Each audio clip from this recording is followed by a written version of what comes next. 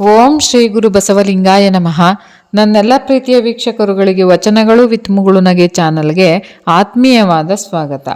ಸ್ನೇಹಿತರೆ, ನೀವು ನಿಮ್ಮ ಜೀವನದಲ್ಲಿ ಯಾವಾಗಲಾದರೂ ಇಂತಹ ಒಂದು ಸ್ಥಿತಿಯನ್ನು ಅನುಭವಿಸಿದ್ದೀರಾ? ಎಲ್ಲವೂ ಇದೆ, ಆದರೆ ಮನಸ್ಸಿಗೆ ಶಾಂತಿನೇ ಇಲ್ಲ. ಒಳಗಿನಿಂದ ಏನೋ ಕಾಡ್ತಿರುತ್ತೆ, ಕಾರಣ ಏನು ಅಂತಲೇ ಗೊತ್ತಾಗೋಲ್ಲ. ಬಸವಣ್ಣನವರು ಸುಮಾರು ಶತಮಾನಗಳ ಹಿಂದೆಯೇ ಇಂತಹ ಒಂದು ಮನಸ್ಥಿತಿಯನ್ನು ತಮ್ಮ ಒಂದು ವಚನದಲ್ಲಿ ಎಷ್ಟು ಅದ್ಭುತವಾಗಿ ಹೇಳಿಬಿಟ್ಟಿದ್ದಾರೆ ಗೊತ್ತಾ? ಹಾಗಾದರೆ ಅಂತಹ ವಚನವನ್ನೊಮ್ಮೆ ನೋಡೋಣ ಸ್ನೇಹಿತರೆ. ಗಿಳಿಯ ಪಂಜರವಿಕ್ಕಿ ಸೊಡರಿಗೆಣ್ಣೆಯ ನೆರೆದು ಬತ್ತಿಯ ನಿಕ್ಕಿ ಬರವ ಹಾರುತ್ತಿದ್ದೆ ನೆಲಗವ್ವ, ತರಗೆಲೆ ಗಿರಿಗಂದರೆ ಹೊರಗನಾಲಿಸುವೆ, ಅಗಲಿದೆನೆಂದೆನ್ನ ಮನ ದಿಗಿಲಿಂದೆತ್ತೆಲಗವ್ವ, ಕೂಡಲ ಸಂಗನ ಶರಣರು ಬಂದು ಬಾಗಿಲ ಮುಂದೆ ನಿಂತು ಶಿವ ಎಂದರೆ ಸಂತೋಷಪಟ್ಟೆ ನೆಲಗವ್ವ.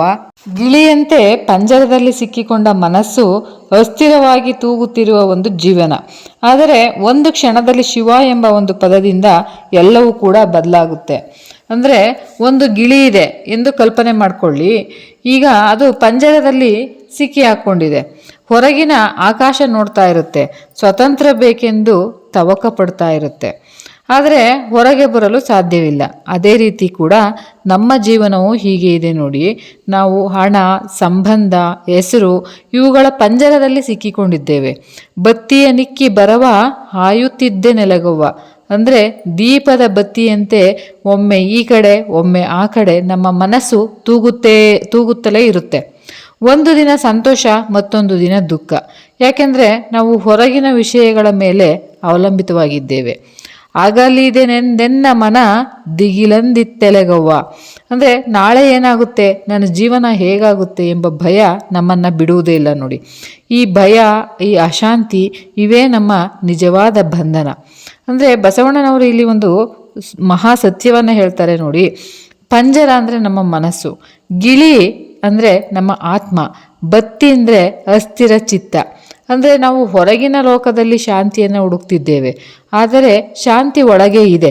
ನಾವು ಯಾಕೆ ಅಶಾಂತಿಯಾಗಿದ್ದೇವೆ ಅಂದರೆ ಹೆಚ್ಚು ಆಸೆಗಳು, ಹೆಚ್ಚು ಭಯ, ಹೆಚ್ಚು ನಿರೀಕ್ಷೆಗಳು. ಈ ಮೂರೂ ಕೂಡ ನಮ್ಮನ್ನು ಒಳಗಿನಿಂದ ದುರ್ಬಲವನ್ನು ಮಾಡ್ತವೆ.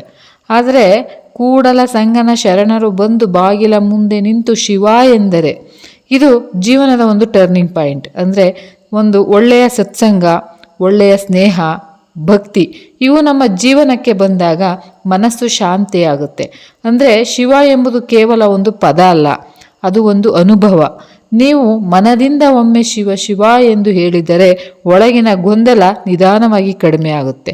ಅಂದರೆ ಇದನ್ನೇ ಧ್ಯಾನ, ಇದೇ ಆತ್ಮಶಾಂತಿ.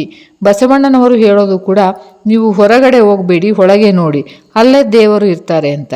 ಅಂದರೆ ನಾವು ಎಲ್ಲರೂ ಯಾವುದೋ ಒಂದು ಪಂಜರದಲ್ಲಿದ್ದೇವೆ ಸ್ನೇಹಿತರೆ.